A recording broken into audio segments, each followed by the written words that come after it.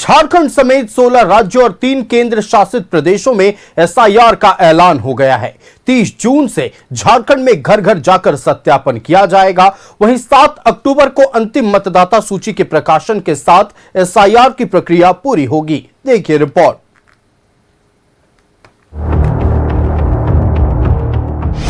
झारखंड समेत 16 राज्यों में एसआईआर का ऐलान। 3 केंद्र शासित प्रदेशों में भी होगा एसआईआर। 30 जून से घर घर मतदाताओं का सत्यापन।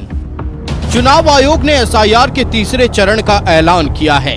तीसरे चरण में झारखंड समेत 16 राज्य और 3 केंद्र शासित प्रदेशों में स्पेशल इंटेंसिव रिवीजन होगा।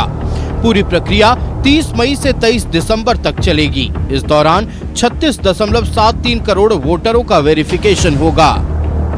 20 जून से 29 जून तक तैयारी और प्रशिक्षण। 30 जून से 29 जुलाई तक घर घर सत्यापन। 5 अगस्त को ड्राफ्ट मतदाता सूची का प्रकाशन। 5 अगस्त से 4 सितंबर तक दावा और आपत्ति। 5 अगस्त से 3 अक्टूबर तक दावा आपत्ति का निपटारा। 7 अक्टूबर को अंतिम मतदाता सूची का प्रकाशन। झारखंड में पहले से ही एसआईआर की तैयारी चल रही थी।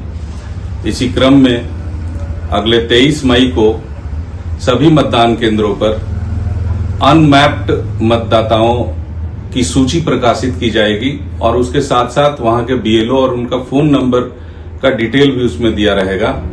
चुनाव आयोग ने कहा कि तीसरे फेज में एसआईआर की प्रक्रिया में 3.94 लाख बीएलओ तैनात होंगे।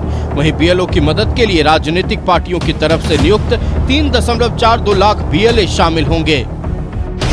2,64,89,777 मतदाताओं का होगा सत्यापन। एसआईआर के लिए राज्य में 29,571 बीएलओ तैनात किए जाएंगे। राजनीतिक दलों की ओर से 21,644 बीएलए लगाए जाएंगे। हम लोग प्रत्येक घर पर हम लोग सर्वे करते हुए, प्रत्येक व्यक्ति का जानन करते हुए हम लोग योग्य व्यक्ति का सबका नाम सूची में आएगी। किसका योगदान नहीं है मतलब क्लियर कट का मतलब है उनका भारत का नागरिक होना चाहिए, 18 उम्र के ऊपर होना चाहिए, झारखंड में रहना चाहिए। उनका सबका नाम रोल में आएगी। इसलिए किसी का भी चिंता करने की आवश्यक नहीं है। हम लोग उसका इंश्योर करें। एसआईआर के तीसरे चरण के पूरे होने पर हिमाचल प्रदेश, जम्मू कश्मीर और लद्दाख को छोड़कर पूरे देश में विशेष मतदाता सूची पुनरीक्षण कार्य संपन्न हो जाएगा। हिमपात वाले क्षेत्रों हिमाचल प्रदेश, जम्मू कश्मीर और लद्दाख में मौसम की स्थिति को ध्यान में रखते हुए एसआईआर की घोषणा की जाएगी। Bureau report, news 11 Bharat.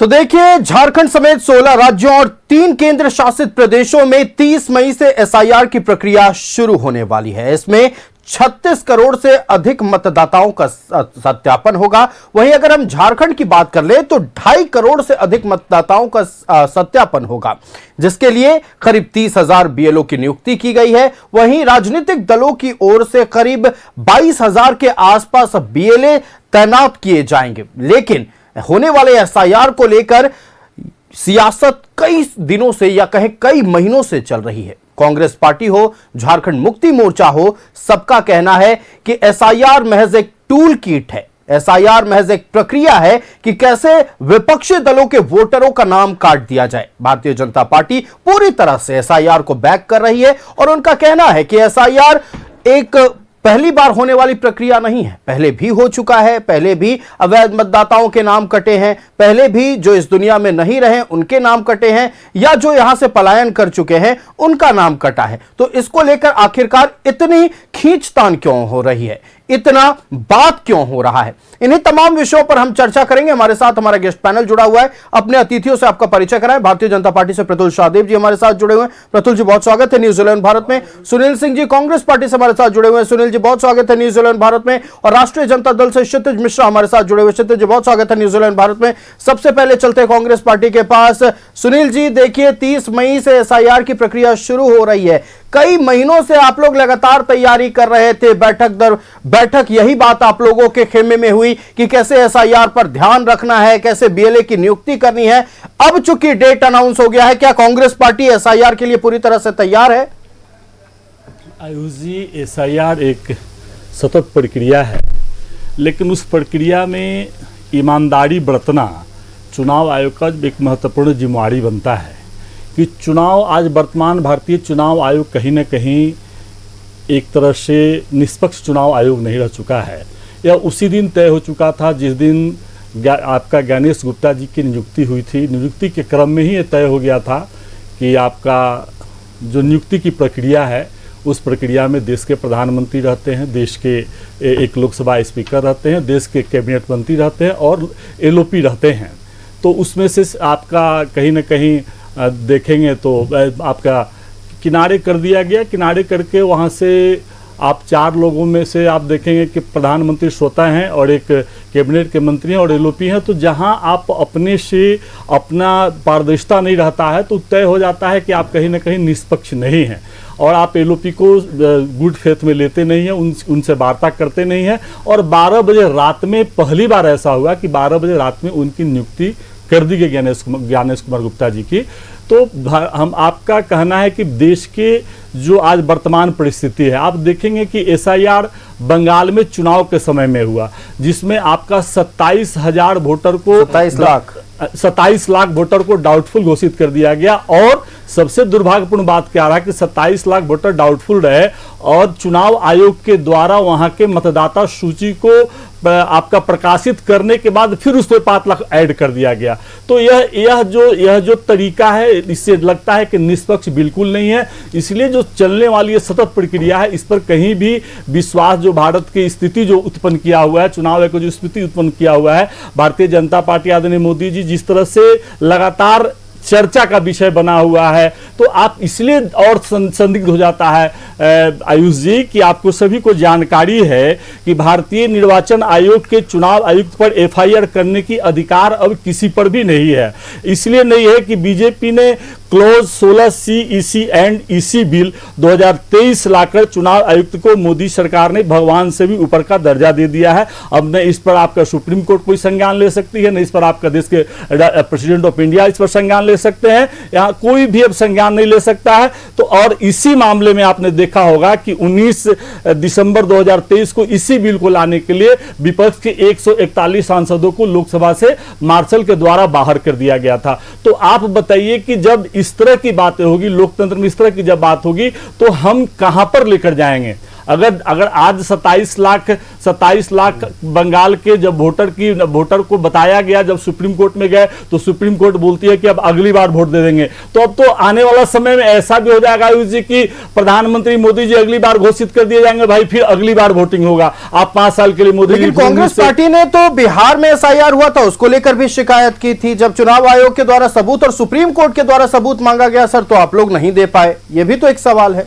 Supreme court को आयुष जी सबूत दिया गया। आपको यह भी तो देखे हो कि जब हमारे, एक बात आप स्पष्ट करिए आयुष जी, कि जब देश के हमारे एलओपी के नेता श्री राहुल गांधी जी आपका 8 अगस्त 2025 को कर्नाटक में प्रेस कॉन्फ्रेंस करते हैं और प्रेस कॉन्फ्रेंस के द्वारा आपका उस क्रम में वो पूरे प्रूफ के साथ में 4 अलमीरा आपका मैनुअल पेपर के साथ में वो पीसी करते हैं और पीसी करने के क्रम में एसआईआर में कितनी खोट है, कितनी कमियां हैं और कितने लोगों को वोट काटा गया, एक घर में 300 वोटर को दिखला दिया गया। उसके बाद आप देखेंगे कि उनके पीसी करते हुए चुनाव आयोग के द्वारा तुरंत उनको नोटिस दे दिया जाता है। लेकिन उसी जगह पर आप देखेंगे कि जब भारतीय जनता पार्टी के नेता अनुराग ठाकुर जी जब पीसी करते हैं 13/8/2025 को अनुराग ठाकुर जी पीसी करते हैं, तो आज तक उनसे नोटिस नहीं दिया गया और आज तक उन पर कोई कार्रवाई नहीं किया। और भारतीय जनता पार्टी के नेता अनुराग ठाकुर ने भी चुनाव आयोग पर गंभीर आरोप लगाया कि रायबरेली, वायनाड, हाबट और कनौज में भी एसआईआर ने वोट की चोरी किया है। तो यह उन्होंने भी आरोप लगाकर तय कर दिया कि कहीं ना कहीं ज्ञानेश कुमार एसआईआर को गंभीरता की। सर आप कंफ्यूज हो रहे हैं, एसआईआर और वोट चोरी दोनों को एक साथ जोड़ दे रहे हैं। अभी फिलहाल अगर हम बात कर ले, केरला में तो एसआईआर हुआ नहीं है, होने वाला है, वहां आप कैसे एसआईआर और वोट चोरी के मुद्दे को एक साथ जोड़ दे रहे? बहरहाल लौटेंगे आपके पास, हम चलते हैं भारतीय जनता पार्टी के पास। प्रतुल शाहदेव जी हमारे साथ है। प्रतुल जी, देखिए, जो राग कांग्रेस पार्टी का शुरू दिन से था वही है कि आप लोगों पर विशेष ध्यान रखने की जरूरत है, क्योंकि भारतीय जनता पार्टी इसलिए निश्चिंत है, उन लोगों को लग रहा है हमारे वोटर तो बच जाएंगे एसआईआर में, जो विपक्षी दलों के वोटर, जो उनके वोट बैंक है, उन पर प्रहार होगा। आयुष जी, आपके तमाम दर्शकों को हमारा जोहार। देखिए आयुष जी, सबसे पहले आज एक हाई कोर्ट का बहुत लैंडमार्क जजमेंट आया है और मुझे लगता है इसकी गूंज लंबे समय तक सुनाई देगी। हाई कोर्ट ने जो 2019 से अभी तक 427 कस्टडियल डेथ हुए थे, उसमें से 262 ऐसी मौतें हुई थी जिसका जुडिशियल इंक्वायरी नहीं हुआ, एग्जीक्यूटिव मजिस्ट्रेट के द्वारा इंक्वायरी हुआ। वो सारे 262 मामलों के फिर से जांच के आदेश दे दी। हाई कोर्ट की लिखित टिप्पणी थी जजमेंट में, total collapse of the system in Jharkhand, यानी झारखंड में पूरी व्यवस्था जो है वो समाप्त हो गई, क्योंकि ये कानून में स्पष्ट है कि अगर कोई भी कस्टडियल डेथ होता है तो उसकी जो पहली जांच होती है वो जुडिशियल मजिस्ट्रेट करते हैं। एग्जीक्यूटिव मजिस्ट्रेट से इस पावर को छीन लिया गया। अब पता नहीं झारखंड सरकार के कौन से संविधान विशेषज्ञ हैं जो कस्टडियल मौतों का भी इंट्रोगेशन जो है, माफ कीजिएगा, इंक्वायरी जो है वो करा रहे हैं जुडिशियल मजिस्ट्रेट की जगह एक्जीक्यूटिव मजिस्ट्रेट से। अब लौटते हैं एसआईआर की ओर। देखिए एसआईआर में मैं कांग्रेस के विद्वान प्रवक्ता को सुन रहा था, उन्होंने बहुत सारे तथ्य दिए। पहले एक बार में आते हैं, संविधान निर्माता बाबा साहब अम्बेडकर का संविधान है, उसने स्पष्ट किया है, उसमें संविधान में ये बात स्पष्ट है कि जो धारा 21/3 है और जो संविधान का अनुच्छेद 324 है वो ये हक देता है चुनाव आयोग को कि वो स्पेशल इंटेंसिव रिवीजन करे, यानी चुनाव आयोग को वोटर लिस्ट के शुद्धिकरण का अधिकार है। और आप देखें ये कोई पहली बार तो नहीं हो रहा। जब देश में पहले आम चुनाव 1951 के बाद हुए, नेहरू जी तो 1946 में ही प्रधानमंत्री बन गए थे, क्वीन एलिजाबेथ के प्रति आस्था की शपथ ली थी, यूनियन जैक के झंडे के पहले, देश को आज़ाद होने से पहले उनको हड़बड़ी थी, वो बन गए थे। पहला आम चुनाव 1951 के बाद हुआ, तो 1951 के बाद जो चुनाव हुआ उस समय भी स्पेशल इंटेंसिव रिवीजन हुआ, लगातार होता गया। अन्य राज्यों में करीब 7 बार हो चुका है अभी तक देश में। और जब नरसिम्हा राव साहब प्रधानमंत्री थे तो उनके टेन्योर में 1993 से 95 तक लगभग 2 वर्ष ये प्रक्रिया अलग अलग राज्यों में अलग अलग कालखंड में चली। उस समय ये प्रक्रिया लंबी इसलिए खींची क्योंकि एक साथ 18-19 राज्यों को नहीं लिया गया था, एक राज्य समाप्त होता था फिर दूसरा राज्य समाप्त होता था। फिर उसके बाद जिस समय हमारी एनडीए की सरकार थी 2002 से 2004 के कालखंड में, उस समय भी एसआईआर हुआ। तो साहब किसी को आपत्ति नहीं थी, इस बार क्यों आपत्ति है? हमारा कहना है कि एसआईआर के जरिए क्या होता है साहब, वोटर लिस्ट का शुद्धिकरण, जो इसे वोट चोरी से जोड़ रहे हैं वो कहीं ना कहीं भारत के लोकतंत्र का मजाक उड़ा रहे हैं। और जो आप देखें मरे हुए लोगों का नाम वोटर लिस्ट में डुप्लीकेसी हो जाती है, उनके नाम हटाना, यहाँ अमुक बूथ में उनका नाम है, पहले जहाँ रहते थे वहाँ भी नाम है, वो हटाना। तीसरा, जो पलायन कर गए लोग हैं, बहुत बड़े संख्या में लोगों ने पलायन किया है और जो परमानेंट कहीं और शिफ्ट कर गए उनका नाम हटाना, और घुसपैठियों का नाम हटाना। देखिए झारखंड में घुसपैठियों की समस्या कितनी विकराल हो गई है। आप जो कि जो 2011 के अंतिम जनगणना के आंकड़े थे, 2021 से अब जनगणना अब जाकर प्रारंभ हुई है, कोविड के कारण नहीं हो पाई थी। 2011 तक कांग्रेस की सरकार थी, उसने जो जनगणना की रिपोर्ट दी थी झारखंड के परिप्रेक्ष्य में, खास करके संथाल के इलाके में दिया था, तो 1951 में आदिवासियों की जनसंख्या वहाँ 44% थी। 44% आयु संथाल के क्षेत्र में, जो बिल्कुल पश्चिम बंगाल और बांग्लादेश से सटा हुआ है। और उसके बाद जब 2011 की जनगणना हुई कांग्रेस के काल में, तो ये आदिवासियों की जनसंख्या घटकर 28% हो गई।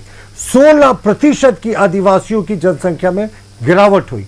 मुसलमानों की जनसंख्या देखें तो 1951 की जनगणना में संथाल परगना इलाके में सिर्फ 9% थी। और 2011 आते आते कांग्रेस के कार्यकाल में, बार बार रिपीट करता हूँ, जब अंतिम जनगणना हुई थी तो ये 9% से जम करके 23% हो गया। कोई पॉपुलेशन एक्सप्लोजन हो गया क्या मुसलमानों में? नहीं साहब, यहाँ बड़े पैमाने पर घुसपैठ हुआ। और ये घुसपैठ जो कहते हैं ना, घुसपैठ कहते हैं कि बीएसएफ जिम्मेवार है, अमित शाह जिम्मेवार है। अरे साहब, ये जितने आंकड़े 2011 तक के हैं, जिस समय कालांतर में आपके कांग्रेस की सरकारें 80% समय तक सरकार में थी, 2011 के बाद जनगणना का रिकॉर्ड कहाँ आया है? तो इसके लिए अगर आप केंद्र सरकार को दोषी मानते हो, वो तो कांग्रेस की केंद्र सरकार थी, बीएसएफ उनके कंट्रोल में थी। और देखिए एक और बड़ा कारण है, शुभेंदु अधिकारी ने सबसे पहला फैसला अपने कैबिनेट में लिया, जो ममता बनर्जी ने एक लंबा 400 किलोमीटर के स्ट्रेच को जो बीएसएफ को एक्वायर करके देना था वो नहीं दिया था। अपने पहले कैबिनेट में डिसीजन लेते हुए बाढ़ लगाने का काम तेजी से करने के लिए उन्होंने दिया, 45 दिनों का टारगेट दिया। जी बिल्कुल। तो हमारा मानना है, आयुष मैं समाप्त कर रहा हूं, कि हमारा मानना है ये बहुत अच्छी चीज़ है, खास करके झारखंड के स्थानीय मुसलमानों के लिए। अब देखिए जो यहाँ के घुसपैठिए मुसलमान आते हैं, वो ना सिर्फ यहाँ की बेटियों से शादी करते हैं, उनके ज़मीन पर कब्जा करते हैं, बल्कि मैं तो आपको 5-6 उदाहरण बताता हूँ आयुष की, कैसे कैसे लोग यहाँ पर हैं जो अब तो चुनावों में भी जिनकी घुसपैठ हो गई है और उनके सहारे में वो बड़े पैमाने पर वो जो है वो घुसपैठियों के जरिए ये शादियां भी करते हैं। अब मुझे लगता है नाम लेना सबका उचित नहीं होगा, लेकिन मैं उनके पतियों का तो नाम जरूर ले सकता हूं, क्योंकि जिनके कार्यकाल में ये मुखिया बन गए, जिनके कार्यकाल में ये घुसपैठिए बन गए। ये किसी से छिपा नहीं, विधानसभा चुनाव के दौरान जब हम पाकुड़ गए थे तो बकायदा हमारे कैमरे पर उन लोगों ने कहा था, रियलिटी एक्सपोज किया था। सबसे ताजा उदाहरण अब्दुल हमीद है, जिनकी पत्नी जो है वो पाकुड़ इलाके से जिला परिषद के सदस्य, और अब्दुल हमीद खुद आज तक अपनी नागरिकता प्रमाणित नहीं कर पाए। वहां की एक स्थानीय आदिवासी बेटी, जिनका नाम लेना उचित नहीं है, उनको उन्होंने चुनाव लड़वाया और वो चुनाव जीत गए। देखिए आयुष, क्या है ना, सबसे इंपॉर्टेंट पॉइंट, अभी कांग्रेस के प्रवक्ता कह रहे थे कि साहब चुनाव आयुक्त, मुख्य चुनाव आयुक्त के लिए कितनी चिंता दिखा रहे थे कि चयन प्रक्रिया जो है वो पारदर्शी नहीं है। एक कैबिनेट मंत्री है, लीडर ऑफ अपोजिशन है और प्रधानमंत्री है। साहब 50 वर्ष तक कहां थी ये पारदर्शी सिस्टम, जब अकेले प्रधानमंत्री निर्णय लिया करते थे, कोई कमेटी नहीं होती थी और राष्ट्रपति अनुशंसा करते थे और राष्ट्रपति अधिसूचित करते थे। उस समय तो कोई कमेटी नहीं थी, ये कमेटी तो हाल के समय का कंसेप्ट है।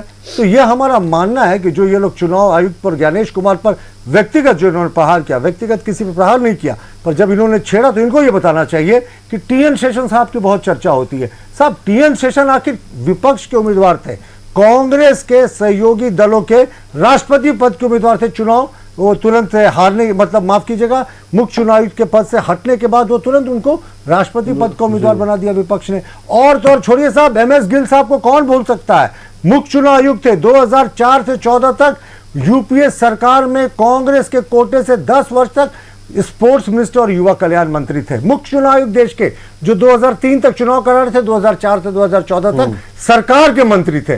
तो ये जो घालमेल है, अब इनको इसीलिए मिर्ची लगती है ना कि बड़े पैमाने पर हो रहा। पश्चिम बंगाल का इन्होंने जिक्र किया, पश्चिम बंगाल से क्यों आपत्ति है साहब, वो तो सुप्रीम कोर्ट मॉनिटर कर रही थी, यहाँ का सिविल कोर्ट खाली हो गया। पूरे झारखंड से कितने जजेस गए, मुझे लगता है कम से कम 150 जजेस झारखंड के अभी वेस्ट बंगाल में कैंप कर रहे हैं। उड़ीसा से जजेस आए हैं, वेस्ट बंगाल के जजेस हैं, लोअर जुडिशरी के। तो जो आपत्तियां आई हैं, सुप्रीम कोर्ट की निगरानी में वहां एसआईआर हुआ है, सुप्रीम कोर्ट पग पग की निगरानी कर रहा था, अब इनको सुप्रीम कोर्ट पर। और चौंकाने वाली बात यह है कि जिन इलाकों में सबसे ज्यादा नाम कटे हैं एसआईआर में, टीएमसी जीती है। जी बिल्कुल, आते हैं आपके पास, आएंगे प्रतुल जी। हम चलते हैं फिलहाल राष्ट्रीय जनता दल के पास, क्षितिज मिश्रा हमारे साथ है। क्षितिज जी, आप लोगों के लिए तो बिहार विधानसभा चुनाव के दौरान एसआईआर एक बहुत बड़ा मुद्दा रहा। आप लोगों ने यह तक कह दिया कि बिहार के लोगों को मताधिकार से वंचित रखने के लिए यह एसआईआर की प्रक्रिया की गई है। चुनाव खत्म हुआ, आप लोगों की हार हुई, फिर एक शब्द एसआईआर को लेकर ना बोला गया, और अब चूंकि झारखंड में एसआईआर की प्रक्रिया शुरू होने जा रही है, तो क्या आप लोग फिर वही बात कहेंगे जो बिहार विधानसभा चुनाव के दौरान एसआईआर को लेकर आप लोगों ने कहा था? देखिए आयुष जी, सबसे पहले तो मैं बता देना चाहूँगा कि राष्ट्रीय जनता दल ने झारखंड में एसआईआर को लेकर के अपनी तैयारी बहुत तेज कर दी है।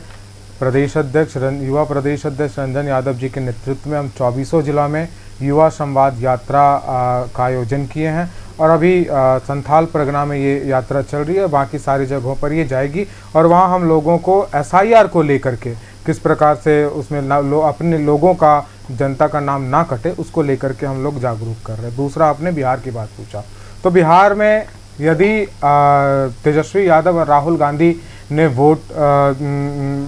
वोटर अधिकार यात्रा किया, तो उसकी ये कामयाबी थी आयुष कि हर एक आदमी ने वोटर लिस्ट में अपना नाम चेक किया बिहार की। इस बात को आप भी मानेंगे कि लोग जाकर के चेक कर रहे थे कि वोटर लिस्ट में मेरा नाम है या मेरा नाम काट दिया गया। वो तो सब दूसरा जो हम सवाल, जो हम नहीं किया जाता हर बार, जो हमारा सवाल था वो समय को लेकर के था। बिहार में इतनी जल्दबाजी क्यों? अगर आपको ये अचानक 24 से लेकर के अभी तक में घुसपैठिए घुस गए, तो फिर आप 24 को भी तो में भी तो घुसपैठिए दे दिए होंगे वोट। तो इस चीज को लेकर के आपने कहा कि जब हमसे सबूत मांगा गया तो हम सबूत पेश नहीं किए।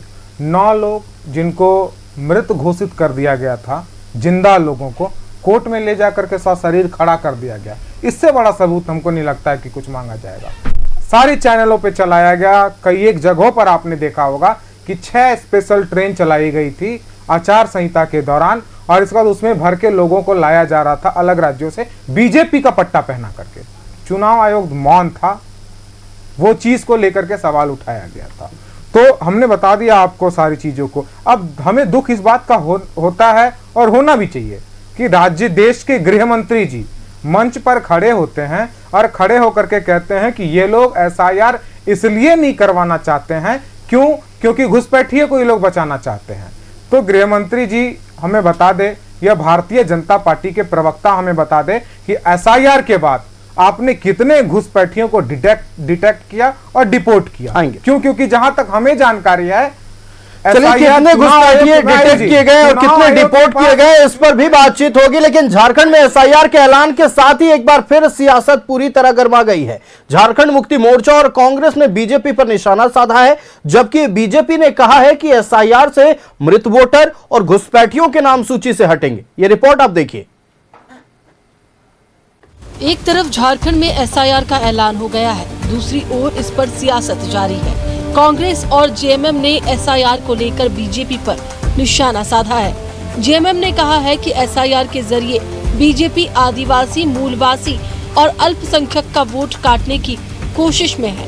वहीं कांग्रेस ने कहा है कि एसआईआर प्रक्रिया में जल्दबाजी नहीं होनी चाहिए। जहाँ तक हो सके उसमें हड़बड़ी नहीं होना चाहिए, हर आदमी को अवसर देना चाहिए, उनका नाम प्रॉपर नाम में रजिस्टर्ड हो। और आप सोचेंगे ऑनलाइन, या तो लाइन यहाँ 5 दिनों से लाइन नहीं होता तो ऑनलाइन हम कहाँ से करेंगे, सर्वर डाउन रहता है। तो मैंने कहा कि दोनों चीज़ें होना चाहिए हमारे चीज़ के, भाई ऑनलाइन केवल नहीं ऑफलाइन में भी एक समय होना चाहिए और दोनों ऑप्शंस देने चाहिए।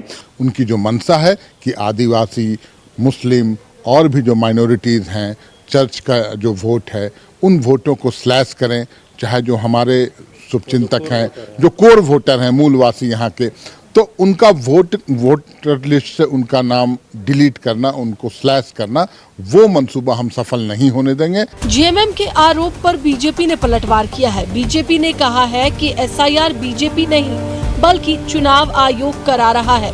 एसआईआर के जरिए घुसपैठिए और मृत लोगों के नाम वोटर लिस्ट से हटाए जाएंगे। एसआईआर के माध्यम से जो लोग वोट देने का अधिकार झारखंड में नहीं रखते हैं, या झारखंड में जो लोग घुसपैठ कर रहे हैं, या जो लोग इस दुनिया में नहीं हैं, उनके नाम पर भी वोट पड़ रहे हैं, ऐसे लोगों को चिन्हित किया जाएगा। 23 जून को झारखंड के सभी मतदान केंद्रों पर अनकैप्ड वोटर लिस्ट चिपका दी जाएगी। इसमें बीएलओ का नाम और मोबाइल नंबर भी होगा। अगर आपका नाम वोटर लिस्ट में नहीं मिले तो बीएलओ से संपर्क कर जरूरी कागजात जमा कर दें। पैन कार्ड, वोटर कार्ड, आधार कार्ड के अलावा पासपोर्ट, मैट्रिक का सर्टिफिकेट, सरकार द्वारा निर्गत कोई भी सर्टिफिकेट, जन्म प्रमाण पत्र जैसे कागजात जमा कर अपना नाम वोटर लिस्ट से जुड़वा सकते हैं। न्यूज़ 11 भारत के लिए रांची से सहनवाज, राकेश, बिपिन और रुचि की रिपोर्ट। जैसा हम बात कर रहे थे कि एसआईआर के ऐलान के साथ ही राजनीति शुरू हो गई है पूरी तरह से। झारखंड मुक्ति मोर्चा और कांग्रेस पार्टी, भारतीय जनता पार्टी और चुनाव आयोग पर हमलावर है। हमारी बातचीत हो रही थी क्षितिज मिश्रा के साथ। क्षितिज जी, देखिए आप लगातार ये आरोप लगा रहे हैं कि चाहे बिहार का चुनाव हो या पश्चिम बंगाल का चुनाव हो, भारतीय जनता पार्टी, चुनाव आयोग एक साथ मिलकर काम कर रही थी और इन दोनों के मेल जोल का ही एक छोटा सा परिणाम एसआईआर है। के लिए मैंने और अभी से लेकर के हमेशा शुरू से लेकर के अंत तक हम बार बार बताते रह गए, वो चाहे 6 ट्रेनें हो, 6 ट्रेनों में भरा हुआ लोग हो, और ये पैटर्न लगातार एक जैसा है।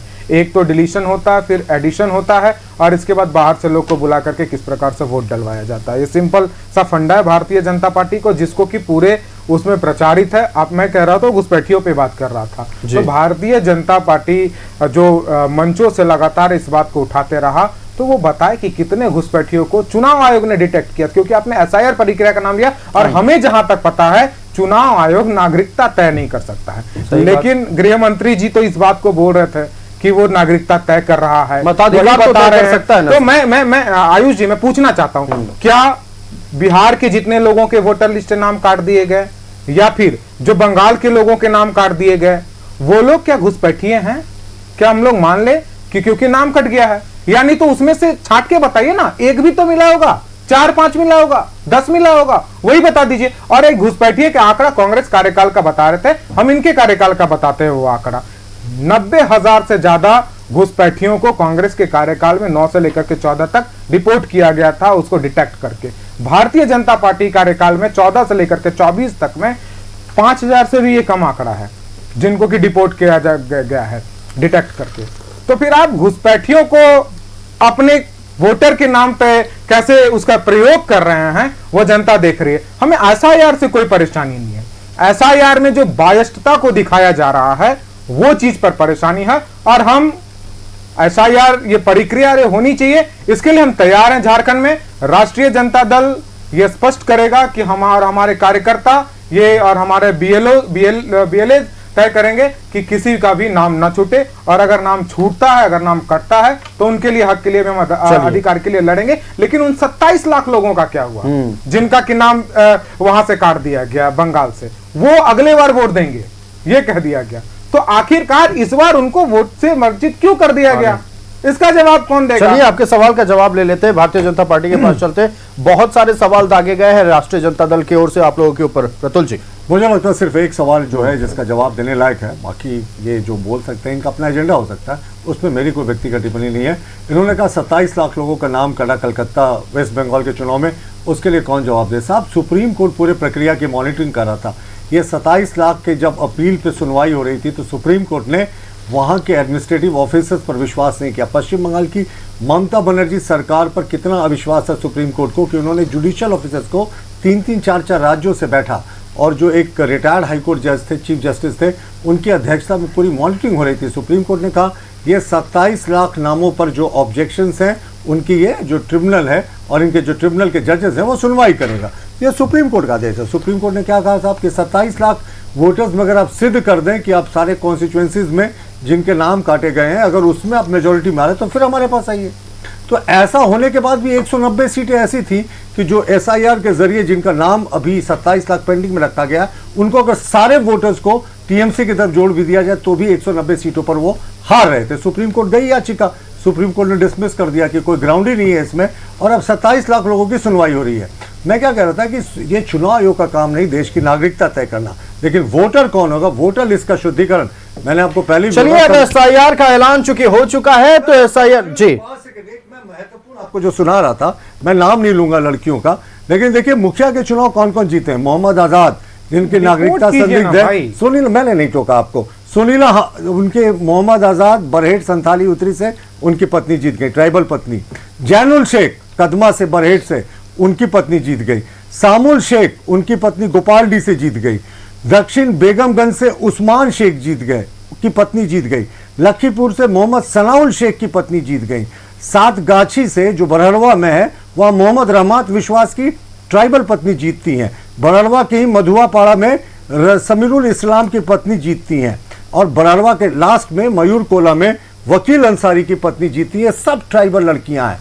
किस तरीके से सिस्टमैटिक, जो लोग खुद वोटर लिस्ट में नहीं आ सकते हैं, अब पत्नियों का सहारा लेकर भोली वाली आदिवासी लड़कियों को प्रेम जाल में फंसाकर, अब्दुल तो 4 शादी करेगा ना, तो अब्दुल को तो रोक नहीं है, वो एक आदिवासी बेटी को भी फंसा लेता प्रेम जाल में, उसकी अपनी वोटर लिस्ट में रहना संदिग्ध है। चले देखिए, निश्चित तौर पर जो आरोप आप लोगों की ओर से लगातार पिछले विधानसभा चुनाव के दौरान से लगाए जा रहे हैं कि कुछ घुसपैठिए दाखिल हो गए हैं जो लगातार न सिर्फ डेमोग्राफी को बदलने का कोशिश कर रहे हैं बल्कि संताली और आदिवासी अस्मिता के लिए खतरा है। वोट डालकर अवैध तरीके से अपना नाम मतदाता सूची में जुड़वाकर वो यहां की वोटिंग प्रक्रिया को भी प्रभावित कर रहे हैं। हालांकि एसआईआर होने वाला है और उम्मीद है कि ऐसे तमाम अवैध वोटरों के नाम कटेंगे और जो झारखंड के असल मतदाता होंगे उनका नाम जुड़ेगा, कुछ नाम नहीं छूटेंगे।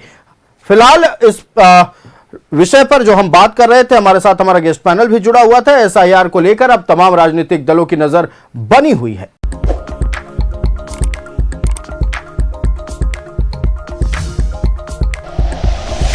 Like and share videos, subscribe करें हमारा चैनल और प्रेस करें बेल आइकॉन।